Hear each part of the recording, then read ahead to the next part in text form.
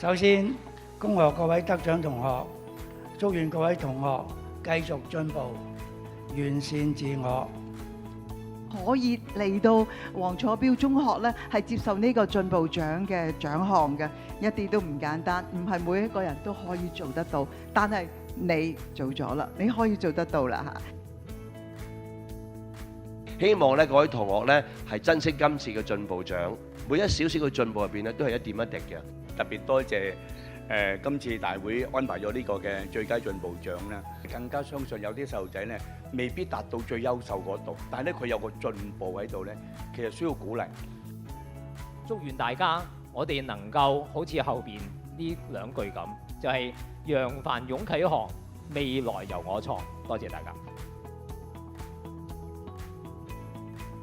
我多謝善恩基金會去搞呢個活動啦，俾呢個機會我去做呢個司儀嘅。好多謝學校對我嘅支持啦，就希望大家可以喺讀書嘅時候就努力啦，然後最後就一齊考一間好嘅大學。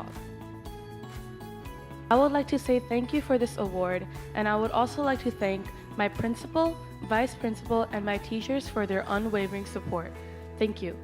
expect 唔到我竟然拎到呢個計劃嘅，呢個挑戰帶嚟咗一個機遇，就係我更加主動咁樣學習，我點樣去自律，點樣去規劃我嘅時間表。今日我好榮幸嚟到呢度拎呢個學業進步獎，多謝慈恩基金頒呢個獎俾我。其實好開心啦，同埋好榮幸可以有呢個資格啦，同埋頭先嘅分享啦。咁希望更多人同我一樣啦，可以做得更加好啦。多謝慈恩基金會俾我嘅呢筆錢啦，我會好好運用喺我嘅補習啦。我都會鼓勵我身邊嘅同學啦，多啲去努力學習，咁進步多啲咁樣，可以上到大學啦。好榮幸攞到呢個慈恩基金嘅學業進步獎，我會繼續努力考好 DSE 同埋入大學。I will keep this encouragement in mind.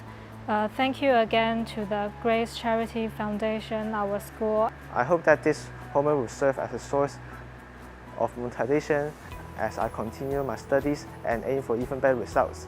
Thank you all for your kind attention and being a special part of my life.